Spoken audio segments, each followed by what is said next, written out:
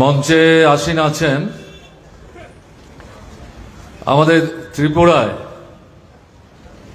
সর্বভারতীয় আদলে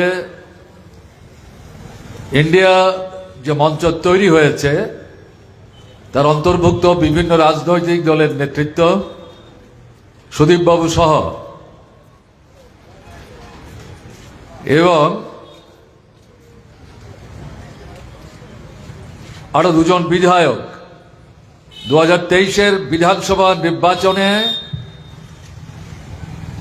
যে লড়াইয়ের দৃঢ়তা দেখিয়ে সমস্ত প্রতিকূলতা উপেক্ষা করে বিলোনিয়ার ঐতিহ্য রক্ষা করার প্রশ্নে 3টি আসনের মধ্যে অন্তত 2টো আসন আপনারা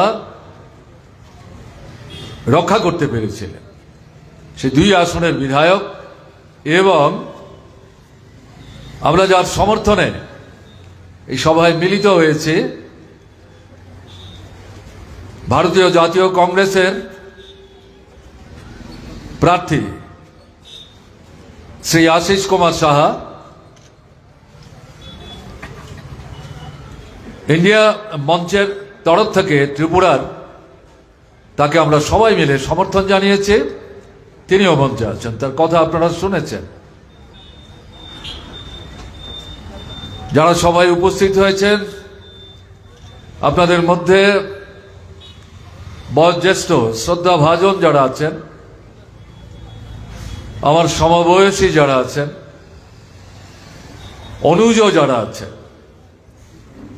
মা বোন নির্বিশেষে আপনাদের সবাইকে আন্তরিক প্রীতি, শুভেচ্ছা, অভিনন্দন জানিয়ে 2-4টি কথা আমি বলবো। আমার আগে 4-5জন বক্তা আপনাদের সামনে বলেছেন রোমন্থন হওয়ার সম্ভাবনা থাকতে পারে, তাই যতটা সম্ভব এগুলো অতিক্রম করে সংক্ষিপ্ত পরিসরে এই নির্বাচন তার যে গুরুত্ব, তাৎপর্য, বৈশিষ্ট্য সে সম্পর্কে আপনাদের সামনে 2-একটা কথা বলবো। তার আগে আজকে ঈদ উল ফিতর সারা ভারতবর্ষে মুসলমান ধর্মাবলম্বী মানুষ যারা তারা এই উৎসব পালন করছেন সারা পৃথিবীতে। ভারতবর্ষে সংখ্যালঘু মুসলমান অংশের জনগণ উৎসবের আনন্দে অবগাহন করবার সুযোগ পাচ্ছেন না। তারা ভয়, ভীতি, সন্ত্রাস, শঙ্কার মধ্যে আজকের দিনটি অতিবাহিত করতে পারবেন কিনা এ নিয়েই তারা কিন্তু চিন্তিত, উদ্বিগ্ন। আমাদের ত্রিপুরায় ঈদ উল ফিতর যদিও মুসলমান ধর্মাবলম্বী অংশের মানুষের উৎসব, কিন্তু ত্রিপুরায় আমরা যেটা প্রত্যক্ষ করেছি, চাক্ষুষ করেছি, হিন্দু, মুসলমান, বৌদ্ধ, খ্রিস্টান নির্বিশেষে সবাই মিলে এই উৎসবের আনন্দে অবগাহন করতেন।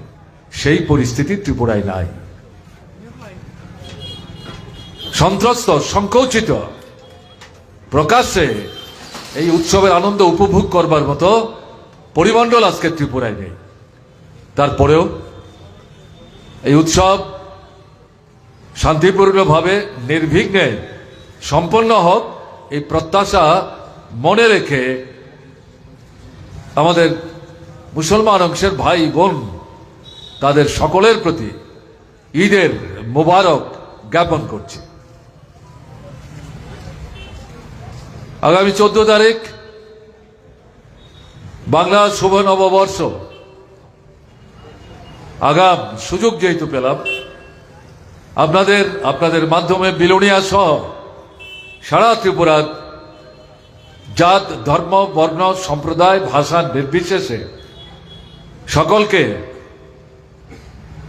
এই শুভ নববর্ষের অনুষ্ঠান সম্মিলিতভাবে তারা উদযাপন করুক এই প্রত্যাশা ব্যক্ত করে নববর্ষের আগাম শুভেচ্ছা আমি জ্ঞাপন করছি। আমাদের দেশের সামনে যে সমস্যাগুলো উপস্থিত হয়েছে। সংবিধান থাকবে কিনা, গণতন্ত্র থাকবে কিনা, ধর্ম নিরপেক্ষতার যে আদর্শকে ভিত্তি করে